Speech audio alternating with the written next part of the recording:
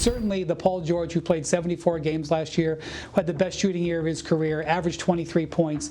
This was the guy that they thought they were getting this year and could hold them up when Joel Embiid was out. That has not happened. He's having one of the worst years of his career. Clearly, he doesn't look like a dude that wants to play. I hope that I'm wrong. He's class personified, one of the best people you'll ever meet in professional sports, but he looks really, really bad. There's no doubt that Paul George is one of the basketball players of our generation, but it's never been more clear that Podcast P's time is up, at least as a basketball player. But his exhilarating career as a podcaster is just getting started. Just last year, he was an all-star, but now he's a complete liability on a heavily underperforming team. While guys like James Harden and Stephen Curry are still playing at an elite level 15 plus years into their career, Paul George is showing more than ever that his prime is far behind him and that he's slowly become one of the worst value players in all of basketball. So before we get to the content, we started a brand new baseball channel called Uni Diamond Talk. I'll leave a link to it in the description down below, and we're giving away 10 copies of MLB The Show 25 to a subscriber that turns on their notifications on that channel. Now that we get all that out of the way, cue the intro.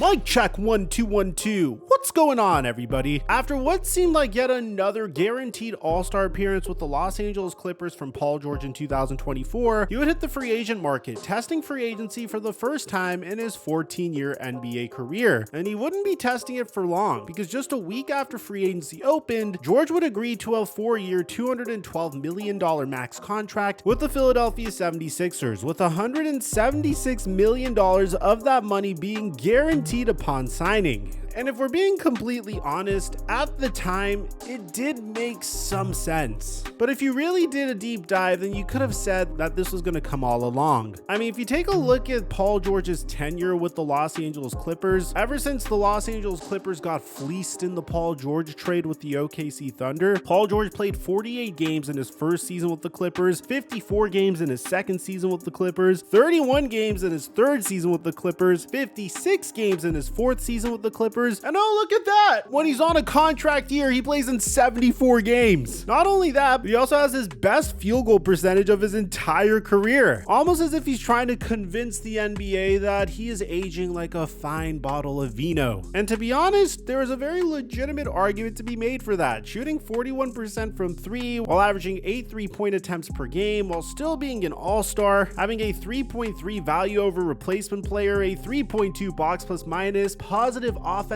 box plus minus and defensive box plus minus metrics, is a solid way to give your agent some leverage to get you one last maximum contract before you ride off into the sunset. And it's kind of insane because throughout the entire Joel Embiid era, Philadelphia 76ers fans have been lamenting the Tobias Harris contract, saying that the Sixers made a horrific mistake committing that salary to Tobias Harris, which handicapped the team in building a contender around Joel Embiid to potentially get them past the second round of the NBA playoffs. At the time, a player of Paul George's caliber definitely did deserve a max contract, especially on a team looking to compete for a championship. But the problem is, Philly wouldn't be getting the Paul George that they paid for, and that was never more evident than it was in the Sixers' final game before the All-Star break. Philadelphia would take on the Brooklyn Nets, and if you just look at the final score, it doesn't seem that bad. Philadelphia is only losing by 4 points, 100-96. However, the major problem with this game was Paul George's performance. In the first year of his max contract, in a game where Philly didn't have Joel Embiid or Tyrese Maxey, you would think that Paul George would finally take over. Historically, whenever the other two stars are out for your team, the third star usually will have an incredible performance. His usage would go up. But in this particular game, Paul George scored 2 points on 7 shots in arguably the worst game of his career. To give you an idea of how bad Paul George was that night, Bronny James outscored him, which is insane. Your two best scorers are out. The rest of the roster is average at best with the ball in their hands, and you're making $50 million.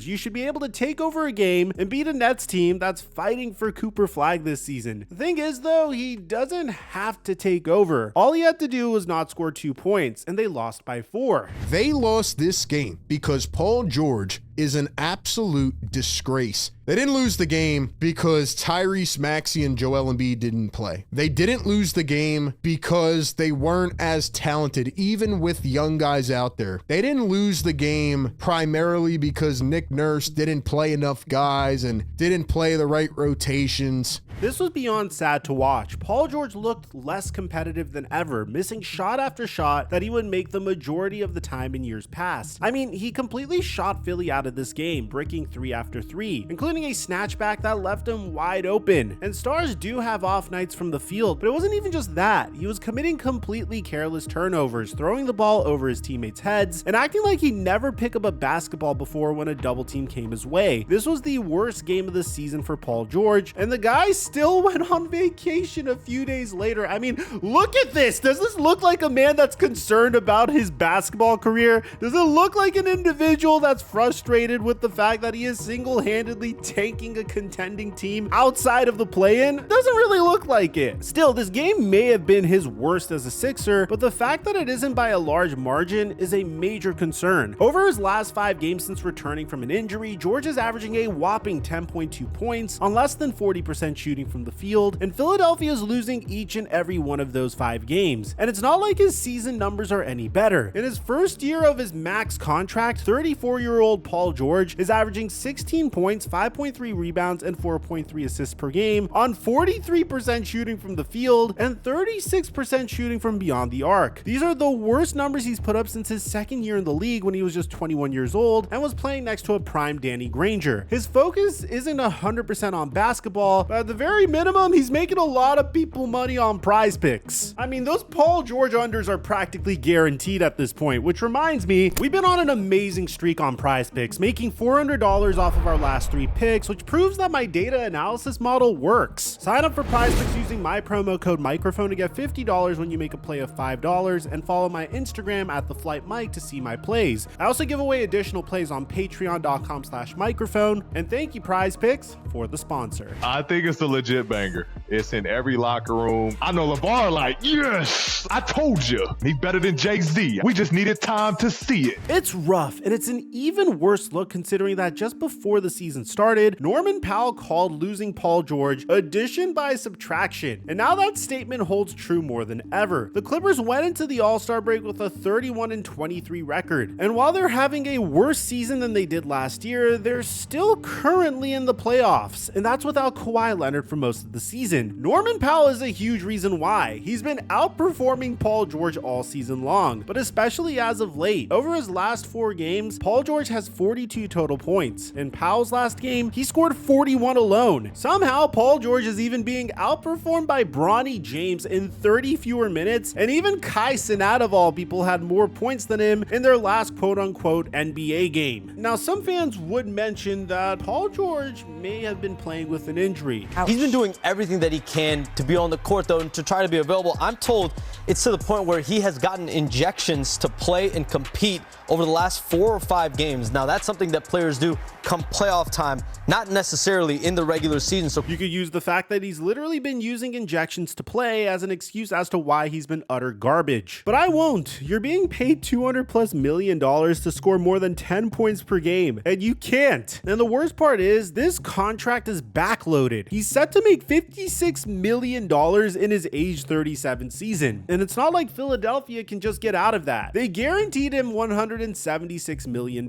He does have a player option, but you know damn well he's not going to be opting out of that. Do you think Paul George is going to be able to get more than $56 million at the age of 37? Hell no. Nobody else would pay him even a veteran minimum at that point with the way he's been playing. And realistically, nobody in the world would turn down $56 million to do absolutely nothing. It's pretty much guaranteed at this point that unless you're LeBron James, anyone over the age of 35 years old will not be getting a max contract anytime soon. Unless if you happen to be Jimmy Butler, but we all know that's a different story. Jimmy signed a 2-year, $110 million extension that will last until his age 37 season, the same as Paul George, and that was with the Warriors when he got traded. But the difference was that Jimmy Butler is currently competing at a high level at age 35 and has given Golden State the boost they need to become real contenders. And honestly, I don't imagine been Jimmy Butler just trying to play up a season so he could get a max contract? Because Jimmy Butler has always been known to be a psychopathic-like competitor. And when he has an opportunity to potentially win an NBA championship, I can't imagine him taking his foot off the gas pedal anytime soon. Meanwhile, Paul George has completely killed the cap situation of a team that can't stay healthy and can't win games. And even if they did make the playoffs, which is where Jimmy Butler shines, nobody has any faith in a man who got the nickname Pandemic P after a few historically bad playoff performances. I mean, remember, this was a guy that was on the #1 team in the Western Conference and blew a 3-1 series lead to the Denver Nuggets, which featured a game where he shot this. The fact of the matter is, Paul George isn't a needle mover. He may have been in his early days with Indiana, but he absolutely isn't anymore. Philadelphia moved on from Tobias Harris, who Sixers fans wanted gone for years, to replace him with Paul George. And Harris is playing a big role on a better team this year. Honestly,